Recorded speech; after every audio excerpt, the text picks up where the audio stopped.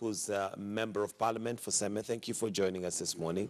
We're also joined by Honorable Richard Onyonka, Member of Parliament, Kitutu Chache. Thank you for joining us, sir.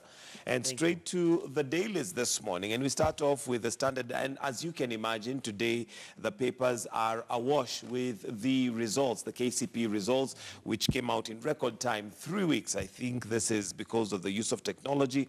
But let's look at the dailies. And cleaner exam, better grades as girls shine. Let me start with you, Dr. Nyikal, on, first of all, the fact that 3 weeks is a rather short time, the shortest I think we've had in a long time for results to come out, albeit results, or rather exams that were very closely monitored to ensure that there was no cheating. Of course, that has been a problem. But your thoughts on, first of all, the record time and also the grades that we have so far? Well, the record time, it just shows that as a country, if we mean to do something, we can do it in all areas. And two, the use of technology. We really must respect technology in all the decisions we made. Used properly, we can achieve a lot of what we achieved now. And the emphasis and the effort that was made by the Ministry of Education officials, I think both put together have given us a good results. The marks that have been achieved, I think, they are good. As of now, we know what they are, but you know, we're going to check with time. What do they really mean? Now we take them as they come, as they are, face and value. It is good to accept them as they are until other issues come. Okay. If any. All right, Honorable Onyonka, your opening remarks on the results, and also the fact that we have girls also doing very well. I would say that I think we go back to about 3 years ago. That's the way I look at it, because in Kenya we have this habit of thinking that every event is singly an event, and yet on its own. And yet in reality, for me, when Matiang'i was in the Ministry of Education, the policy changes that were introduced is a continuum of what we are seeing now. I also want to say that I think Minister Amina, CS Amina, has actually come out exemplary. She was on it. She kept her eye on the ball. She was everywhere. And I think for the first time, the Jubilee government had everybody everywhere.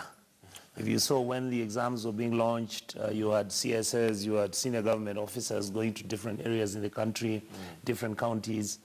And I think largely this exam looks, the results are realistic. There is nothing unique in that. This time you don't have 200 students getting 450 marks or 460 marks. You can see, if you look at the grading and you look at the distribution of the marks, it looks realistic. I agree with my brother here, Dr. Nyikal, that it looks good. Now, all the next course of action is, what do we do with these results? And we know that the president made a promise that all the students would be absorbed. Dr. Nyikal, again, do you feel that this is something that the president, as he was making that statement, that there is backup and enough work going on to ensure that it is done? Because it's one thing for him to announce that, it's another thing now for them to actualize it. Well, I think, again, this is not something that has come as a surprise from the president's announcement, because the policy of 100% transition has actually been discussed for about 2 years in the ministry, and they must have made some preparation for it to happen. But again, a policy has been agreed upon, it has now been announced. I think the issue is to implement it. Of course, I would have expected that we would see a lot of activity on the ground, putting up more classrooms. We have seen the recruitment of teachers. I think that is good. But I think that let's take it as it has come and let's implement it. We have had presidencies before where announcements have been made and we thought that it wouldn't work. We were not well prepared. I want to take the earliest one that many people may not even know. In 1962, when we used to have primary school up to standard 4, and then it's intermediate schools from standard 5, and there are only few schools with standard 5. It was announced, and in 1 year, all moved from standard 4 to standard 5. it did work. I don't remember a lot of details about it, but I know it worked. Again, remember with the coming in of the President Kibaki's regime, we said all kids were going to go to school. It looked difficult, it looked impossible, but again, it was achieved. So I think what now we need to look at is how do we get it implemented? We can't go backwards. And two, how do we maintain the quality of the content of education when we move them there? We could move kids and be happy that everybody has moved, but it may have drawbacks. Again, we are sure that all students don't have the same strength. In a class now, you have somebody who was first and there's somebody who has been last all the time, but they have now moved to Form 1. That means there has to be now special emphasis actually on the weaker students so that they are supported to go through the new curriculum. So in my mind, let's move on with it. All right, and it's moving on. And let me take this opportunity also now to just welcome Honorable Catherine Waruguru, who is the woman rep for Laikipia. Thank you for joining us as we continue with the newspaper review. And I know you were listening as we were carrying on. I don't know your opening remarks on the results coming out early, and also the fact that this time the government literally through the CS and government generally had their eyes on the ball, ensuring that first of all the exams are done in a good way, such that now the results that we have are real and true. Well, thank you. Good morning. Thank you so much for hosting me and joining my colleagues, the Honorable Nyanka and the Honorable Nikal. And indeed, they are great citizens and great members of Parliament. So I want to take this opportunity to congratulate all our children across the country and also say a big thank you to the Minister of Education and the entire cabinet, and also our teachers and parents for the timely release of the exam results, because this has taken a lot of dedication and a lot of support from all the stakeholders.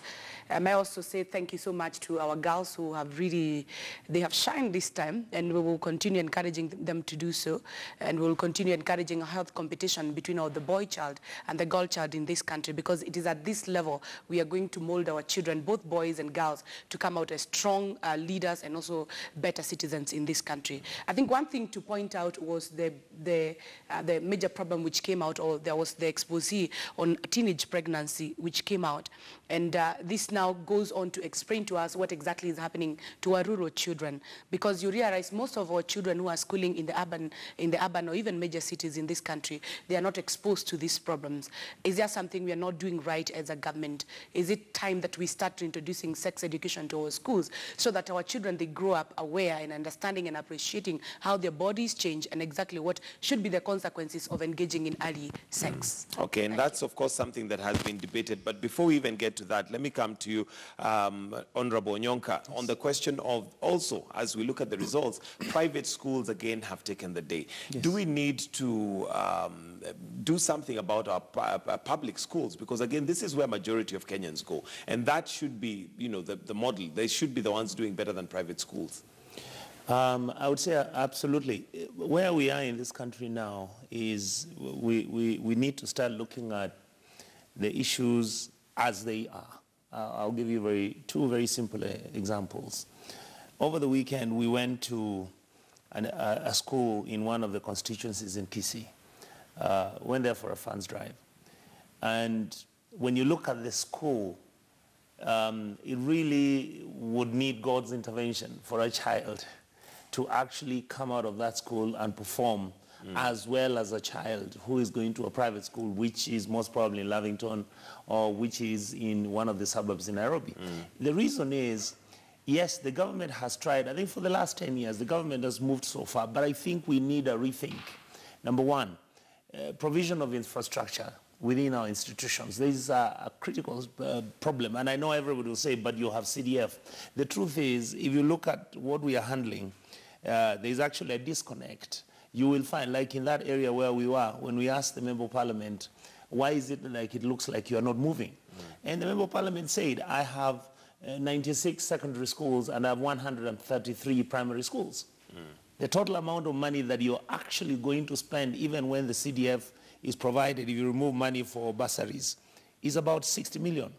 how do you divide 60 Amongst million those schools? Amongst 200 schools. So we need to even have a rethink that we now need, if need be, increase money for development of infrastructure facilities through the CDF, make sure that this either comes as a stimulus exercise. Remember, we did that some 6-7 years ago, where we really must fast track and upgrade institutions within our rural areas because they are lagging behind.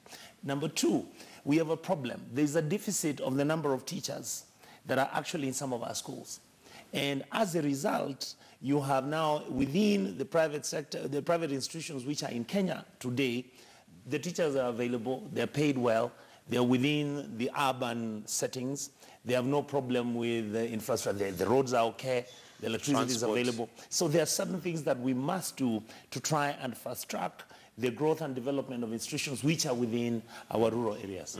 All right, Dr. Nyikal, I think Honorable Nyonka brings in an interesting point there, and also the question of urgency and how fair these exams are, given that, like he has mentioned, there are some schools possibly that don't even have books, they study outside, yet we are meant to judge, all the students based on this same exam. It is not fair. The general principle is governments are supposed to protect the weak. Those who are strong and rich will always protect themselves. Therefore, there's need for emphasis there's need to put more emphasis on infrastructure, on books, on teachers in government schools. Actually, government schools should be the standard bearers. They should be the best, or if not the best, say this is acceptable, anything below this is not acceptable. And it's not long ago, by 1970s, 60s to 70s, government schools were the best. I went to school in those days, and you didn't even want to say you went to a private school, because private schools were meant for those people who are not able to get good marks to get into government schools. So we can get there. I think what we need to do is actually move our expenditure such that we look at the social services, health and education. Those two are key. And infrastructure and security, but put more money there so that government schools must be the best. Government hostels must be the best. It was possible actually until about 78, 79, 80. Even by that time, government schools were still the best. It is possible, but as it is, obviously, children who are in private schools where there's a lot of expenditure, if we were to work at the expenditure per pupil in government schools and private schools, the difference will be huge. Now, it is our duty as a government in our planning to move that difference, to close that gap through public expenditure in government schools. All right, and do get yourself a copy of the Standard and the Nation this morning. There is a lot to do with the KCPE results and, of course, matters education and some of the challenges that possibly the students are going through. But there you go. Some are celebrating. There are others who possibly may not feel like there's anything to celebrate about, especially given the environment that they have been working. But let's look at another story on page 10, and this is to do with the maize crisis, which has been going on now for a while. Maize crisis sparks of political feud among parties within the Rift Valley.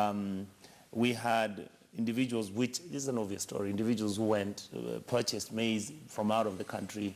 Some of this maize was purchased from our neighboring countries, which is legal because we belong to the Mombasa region, and therefore you cannot stop Tanzanians or Ugandans to bring in maize. Right. Coming in. We've also been having a problem with the food reserves, whereby we actually do not know what stocks we keep and what the values are and how much should a farmer be paid for them to supply the maize. Then you have the other issue, which is the inputs. The fertilizer, you'll find the government will come in and say, we are introducing a subsidy. Sometimes the wrong fertilizer is actually brought. Like this time around, we had individuals who were given the tender to supply DAP ended up supplying CAN. And by the time the government realized, it was too late. something must be done. Something must be done deliberately, intentionally, because the livelihoods of millions of Kenyans is actually affected because of a lack of either policy, lack of seriousness, and ability to control and manage the food sector. And I guess outright corruption. Outright corruption, yeah, I was coming there. It's outright corruption. All right, so something must be done where our government, their government, must take serious individuals, look at the critical ministries involved and the stakeholders, and come up with what I would call the final solution to the farming crisis in Kenya. I mean, let's put it this way. How can we be unable as a country to construct silos where we keep stock of maize if we have excess of it? I mean, maize is not excessively bulky. Right. How can we have farmers go out, they go and plant, they harvest? Even before what they had planted is harvested, you already have the silos full.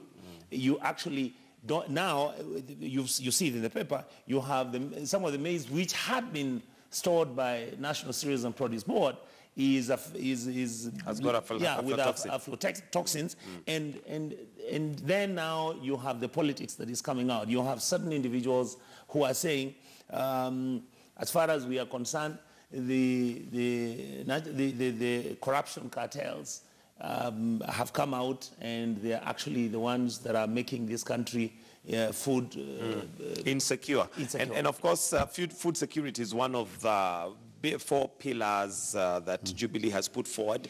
Kate Waruguru, your thoughts on this, and especially because, I mean, look, politics aside, we cannot ignore the fact that the Deputy President's name has been mentioned, whether rightly so or not, but the farmer still remains the one to suffer.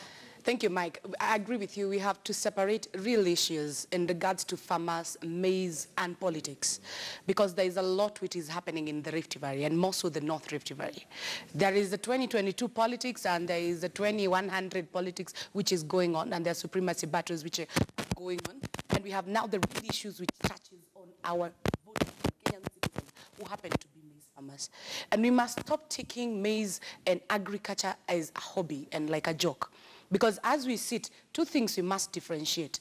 Farmers who labor so hard to produce maize, and traders who will do nothing other than look for opportunities to be pre-qualified and listed, which Honorable Nyonka have said is okay, and I agree with him. Traders are allowed to do business in this country, and not only Kenyans, but even sorry, all let me just pause you a bit, because I'm told we have a slight technical problem with your microphone. Let me come to you, Dr. Nyikal. We'll come back to you as we try and sort that out. But the question of how we'll sort this out as Kenya, because again, agriculture is literally one of the backbones of this country. Apart from foreign exchange, agriculture is one of the biggest earners, or should be one of the biggest earners, but we seem not to be able to, settle it. Leave alone the biggest earner. It is the mainstay of our life. Yes. When we look at the issue of maize, I don't first of all look at the foreign exchange or that is saved or what. I look at, do people have enough to eat? 2, is what they're eating safe? The health aspect of this issue is also very big. And I must say that as a country, there are 2 areas we must look. We must have a healthy relationship between politics and professionalism. Honorable Nyonka was saying that perhaps it is issue of policies. I've been in government, I know that policies are there, standards are there, institutions are there. But what has happened is that politics has become so powerful that actually the professionals sometimes know what to do, but just don't get around to do it. The other one is this issue is the drive for wealth.